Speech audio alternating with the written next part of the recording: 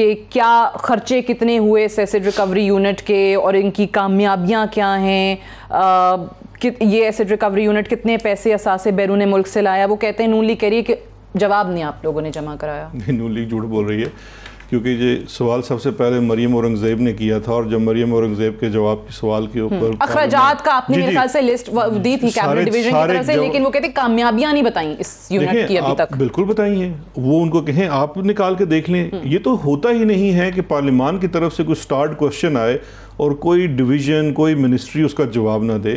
ہم نے ان کو پورا جواب دیا جو ہم نے اپنے اخراجات. آپ کیا گنوائیں گے 2-3 چیدہ چیزیں ایسڈ ریکوری یونٹ کی کامیابیوں میں؟ ایسڈ ریکوری یونٹ کے آپ خدا کے لیے ٹی او آرز اٹھا کے دیکھ لیجئے.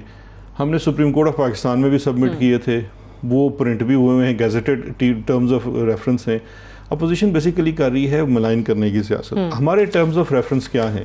ایسڈ ریکوری یونٹ نے از خود کوئی ریکوری نہیں کرنی ہے. ریکوری کرنی ہے 4 وہ اداروں نے جو ان چیزوں کام کر رہے ہیں, جس میں سے 3 اہم ادارے ہیں, نیشنل اکاؤنٹیبلٹی بیورو, FIA اور FBI. FBI کا آپ کو پتہ ہے ہمارے دور میں فعال ہوا وہ انٹرنیشنل ایگریمنٹ OECD کا جو باہر ایسٹس ہیں جس کی انفارمیشن شیئرنگ ہوتی ہے اور اس کی بیس کے اوپر ریکوریز ہوتی ہیں. اس کی جو لاسٹ فگرز ہیں وہ تقریباً 7 بلین پلس کی ہیں, جو اس میں جو ایسٹس ٹریس کیے گئے اور اس کے اندر لائبلٹیز ریز کی گئی. اس کے اوپر جو 2 بلین پلس کی ریکوریز اس کے اندر آلریڈی ہو چکی ہیں. اسی طرح سے نیب کے کیسز ہیں. نیب کے کیسز جہاں پہ فورن ایویڈنس اور لائزن آتا ہے وہاں پہ ایسڈ ریکوری یونٹ ان کو اسسٹنس دیتی ہے, ایویڈنس گیدرنگ میں اسسٹنس دیتی ہے, لائزون میں اسسٹنس دیتی ہے, فورن وکلا اس طرح کی چیزوں میں اسسٹنس دیتی ہے, لیکن مین کیس نیشنل اکاؤنٹیبلٹی بیورو پرسو کرتی ہے.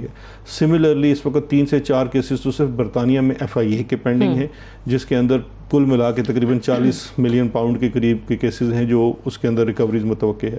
اسی طرح سے 200 ملین پاؤنڈز کی ایک اور ریکوری جو تھی اس کے اندر معاونت ایسڈ ریکوری نے دی. تو یہ تمام کیسز, لیکن یہ نہیں ہے کہ میں صبح شام ان کی طرح ایک جھوٹی سیاست کرنا شروع کر دوں جی کہ یہ آپ نے اداروں کو فعال کرنا ہے, آپ نے اداروں کو معاونت دینی ہے, اس کا فنکشن یہ ہے. اس کا جواب جب ان کو مل گیا تو ایک کرٹیسزم کیا میری بہن مریم اورنگزیب نے, کامیابیاں نہیں. انہوں نے کہا یہ تو بچت کے وزیر بن گئے, انہوں نے تو خرچہ ہی کوئی نہیں کیا. یہ ان کا ٹوٹل, یہ ان کے آپ اٹھا کے دیکھ لیں. یہ کچھ تھا کہ پتہ نہیں سوئٹزرلینڈ, دبئی اور لنڈن کے دورے کیے اور 18 لاکھ روپے کا خرچہ ہوا. اس کے بعد کچھ اور پتہ نہیں ستمبر 2018 میں قیام سے لے کر آج تک 2.35 کروڑ یعنی تقریباً 2 کروڑ 35 لاکھ وہ کہہ رہے ہیں کہ اخراجات کیے ہیں ابھی تک. اتنے کے تو میاں صاحب پائے کھا جاتے تھے. اچھا ایک بریک لیتے ہیں. ایک پورا یونٹ چل رہا ہے جس کے اندر 10 لوگ کام کر رہے ہیں, 2.5 کروڑ اس نے خرچہ کیا, یہ 2.5 کروڑ کے پائے کھا جاتے تھے, تو پھر اس میں ہم یہ کیا کریں. اچھا چلے ایک بریک لیتے ہیں, بریک سے واپس آتے ہیں تو بیرسٹر شہزاد اکبر صاحب سے کچھ اور بات ہوگی ایک وقفے کے بعد.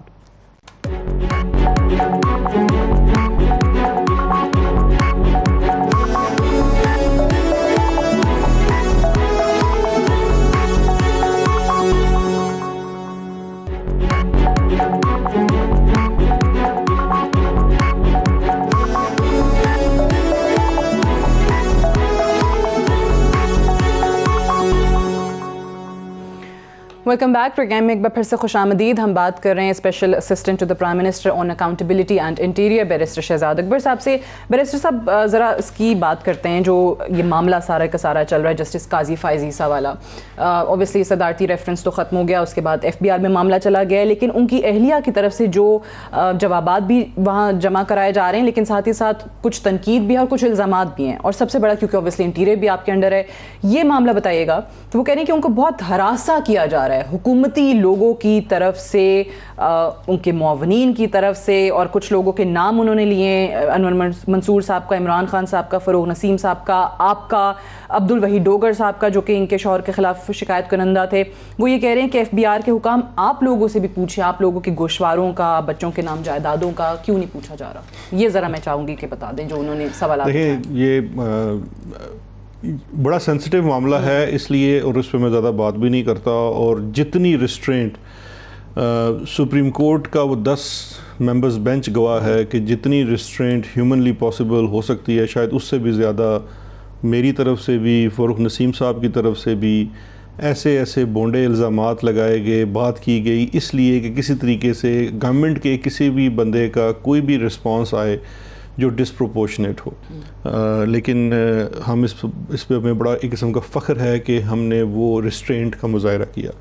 ہم ابھی بھی ریسٹرینٹ کا مظاہرہ کریں گے کیونکہ یہ بات کسی ایک جج کی نہیں ہے. عدلیہ کے تمام جو رکن ہیں وہ ہمارے لیے باعث احترام ہیں کیونکہ یہ ادارہ باعث احترام ہے, تو اس پہ تو کوئی سوال ہی پیدا نہیں ہوتا.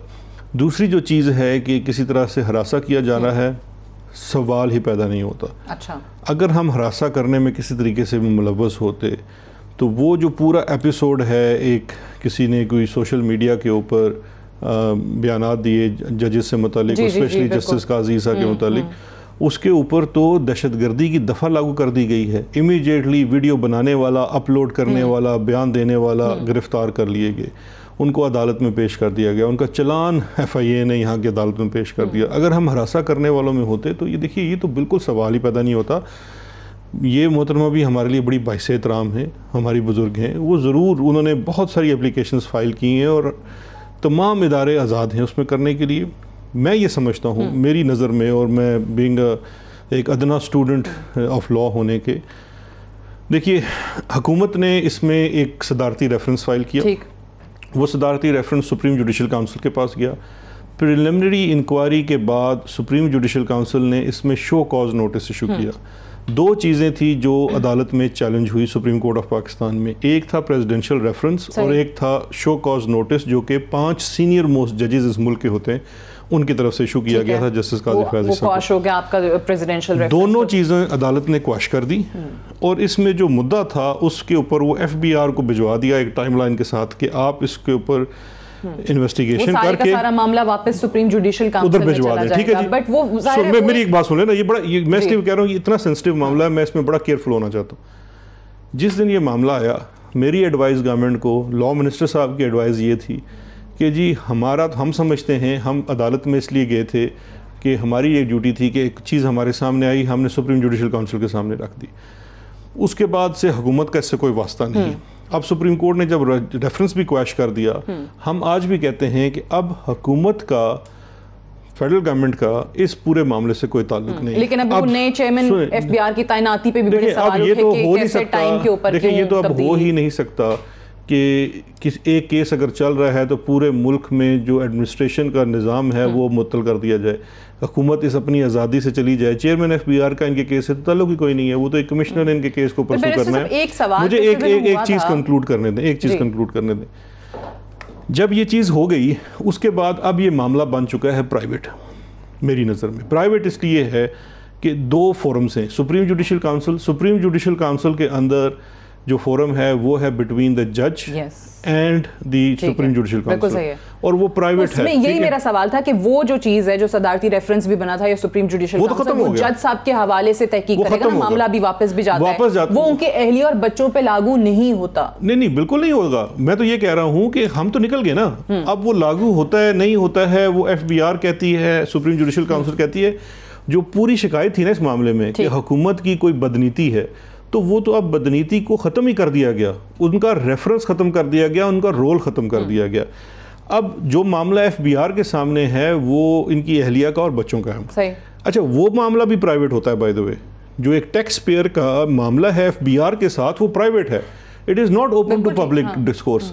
تو ہم تو اس کے اوپر بھی بالکل نہیں جاتے. وہ معاملہ ان دونوں کے مابین ہے, جو بھی ہوتا ہے اس کے اندر اگر کوئی مجھے ڈریگ کرنے کی کوشش کرے گا تو میں ہنس کے صرف یہ کہوں گا نو تھینک یو, بیکاز یہ بڑا سینسٹیو معاملہ ہے. ہم کیوں اس معاملے میں پڑھیں, کیونکہ دیکھیے ہمارے ان اداروں کا جو احترام ہے وہ بڑا ضروری ہے, اور ہمیں یہ چاہیے کہ ہم تمام لوگ من حیث القوم نہ صرف اس ادارے کا, تمام اداروں کا احترام کریں. ہم اداروں کا احترام کریں گے تو ان اداروں کے اندر وہ کانفیڈنس آئے گا کہ وہ کچھ اپنی انڈیپینڈنس دکھا سکیں گے.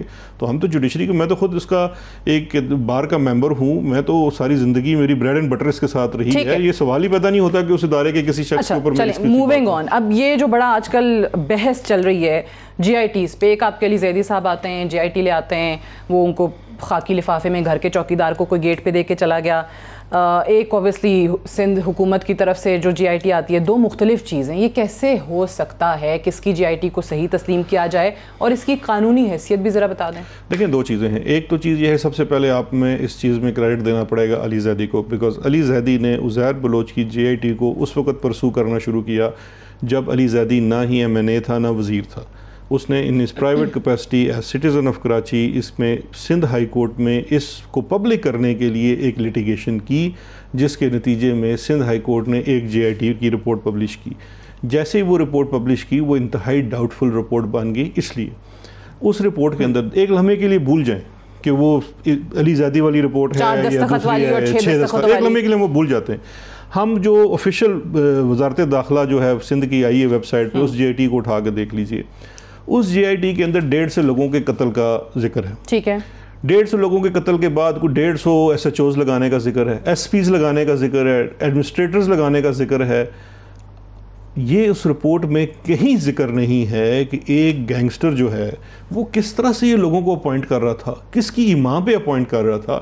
میری نظر میں وہ JIT کی رپورٹ انکمپلیٹ ہے کیونکہ جو بیسک کوشچن ہے، آپ دیکھیے جب آپ نے اس کے اوپر کرمنل کیس چلانے نا 150 کیسز کے عزیر بلوچ کے اوپر، آپ کو موٹیو دکھانا ہے. موٹیو کیا تھا، اس کے پیچھے فیکٹر کیا تھا، انیبلر کون تھا. وہ دیکھیے وہ پولیس والوں کے ساتھ مل کے اپنے بعد پہ قتل کا بدلہ لے رہا ہے. تو یہ تمام چیزیں انکمپلیٹ ہیں. ایک بہت بڑا سوالیہ نشان ہے سندھ گورنمنٹ کے اوپر. اور آپ یہ دیکھیے کہ جو اس کے اندر عزیر بلوچ کے تعلقات ہیں، پوری ویڈیوز ہیں، فوٹوز ہیں ٹاپ لیڈرشپ پیپلز پارٹی کے ساتھ. میں تو اس بات پہ حیران، میں ان کی ڈٹائی پہ حیران ہوں کہ کس ڈٹائی کے ساتھ وہ اس پوری چیز کو، یہ تو اتنی بڑی انڈائٹمنٹ ہے کہ ایک طرف دیکھ لیجئے ہمارے ایک وزیر کی انکنفرمڈ آڈیو آتی ہے، وہ سٹیپ اسائیڈ ہو جاتا ہے اور اپنے آپ کو احتساب کے لیے پیش کر دیتا ہے. لیکن آپ کے اوپر اتنی بڑی انڈائٹمنٹ ہے اور آپ ڈیٹھوں کی طرح آ کے بیٹھ کے ٹی وی کے اوپر لیکچرز دیتے ہیں کہ جی فلانے کے ساتھ یہ ہو گیا، فلاں کے ساتھ وہ ہو گیا. او بھائی ایک لمحے کے لیے جواب تو دے دو. آپ نے کراچی کے ساتھ کیا معاملہ ہے یہ چلیں پیپلز پارٹی کے حوالے سے تو ہے، لیکن